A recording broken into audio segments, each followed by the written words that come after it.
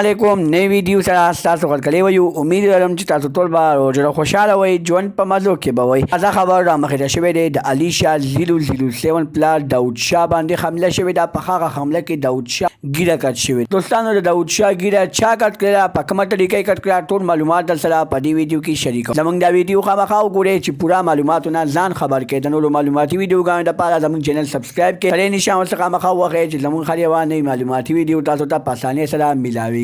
علي شاه 007 پلار داود شاه به ډېر غلط ګرځېدو، ښځو پسې به ګرځېدو، خو د ښځو انجام ورته ډېر پاک وخورو. دوستانو داود شاه په خپل بیان کې وایي چې زه به پردو ښځو پسې ګرځېدم، د پردو ښځو عزتونه به مې لوټ کول، د دغه عزتونو لوټ کولو په وجه باندې ما له ډېر پاک سزا راکړله. ښځې ما ته ټینګ وکړو، ما سره یې تعلقات ساز کړل. د هغه تعلقاتو په وجه باندې زه هغې خپل کور ته وغوښتلم.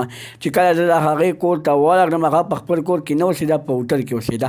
ما باندې په هوټل کې روټۍ وخوړه، ما سره یو ځای چای وڅښله، خو ما ته دا پته نه لګي چې هغې زما په کب کې نشه کله واچوله. د هغه نشې په وجه باندې زه په ځان باندې پوه نه شوم، زه نشه شوم، او هغه نشې حالت کې هغه ښځې ما سره داسې زیاتې وکړو چې زما ګیډه مبارکه یې کټ کړله.